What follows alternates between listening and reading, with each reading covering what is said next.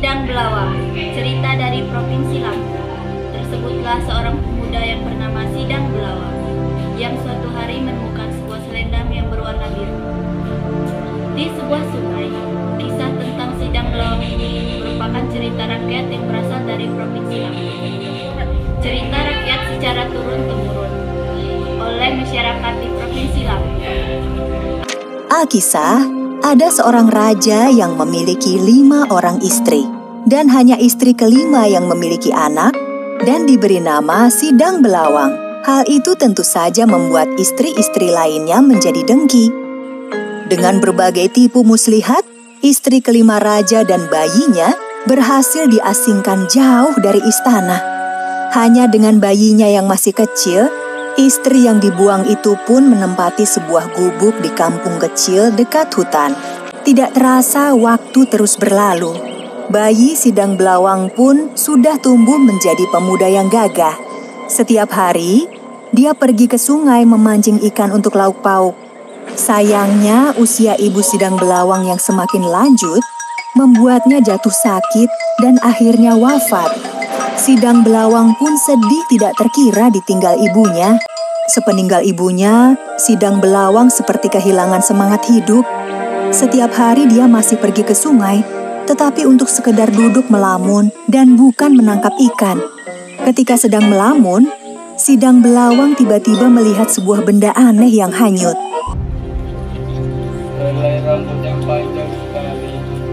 Belum hilang rasa terkejut Sidang Belawang, terbawa rasa penasaran, Sidang Belawang pun berjalan menyusuri arah hulu sungai.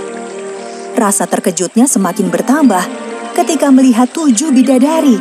Namun anehnya, salah satu bidadari itu terlihat sedang menangis. Sidang Belawang pun mendekati tempat para bidadari tersebut dan menguping pembicaraan mereka. Coba kamu ingat-ingat lagi di mana kamu meletakkan selendangmu. Aku benar-benar tidak tahu, Kakak Sulung. Terakhir aku menaruhnya di atas batu ini. Tanpa selendang itu kamu tidak bisa kembali ke kayangan. Beberapa lama kemudian, terlihat 6 bidadari terbang meninggalkan salah satu di antara mereka. Bidadari yang tertinggal itu terlihat sedih dan terus menangis.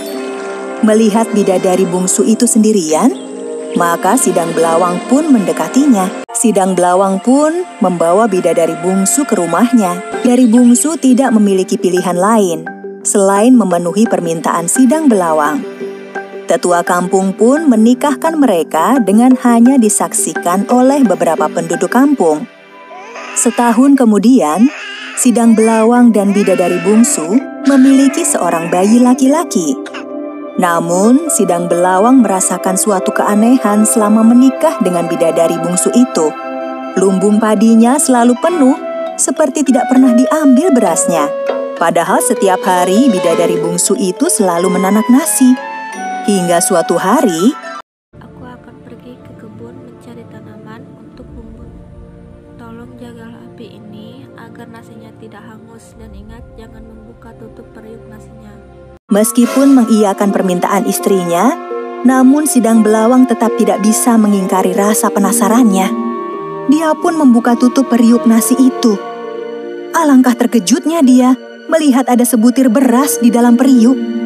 Setelah kembali, bidadari bungsu itu melihat periuk nasinya masih berisi sebutir beras. Betapa kesal si bidadari bungsu. Suaminya telah melanggar perintahnya. Sejak saat itu, bidadari bungsu harus menumbuk beras yang akan dia masak. Kemampuannya menanak sebakul nasi hanya dengan sebutir beras hilang karena Sidang Belawang melanggar pesannya. Akibatnya, persediaan padi di lumbung semakin menipis. Sampai akhirnya, bidadari bungsu menemukan selendangnya yang selama ini hilang. Bidadari bungsu yang merasa ditipu oleh Sidang Belawang pun marah bukan kepalang. Kakanda, selama ini engkau telah menyembunyikan selendangku. Aku akan membawa anak kita kembali ke kayangan. Sidang Belawang yang merasa sedih ditinggal istri dan anaknya mencari cara menyusul mereka ke kayangan. Sidang Belawang kemudian membawa seekor burung merpati. Menaiki elang raksasa tersebut, Sidang Belawang naik ke kayangan.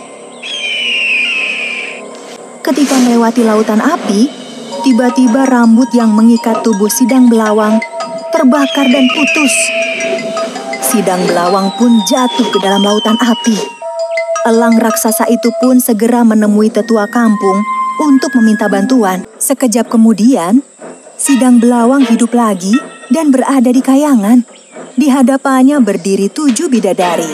Sidang Belawang tidak dapat mengenali istrinya karena wajah mereka serupa.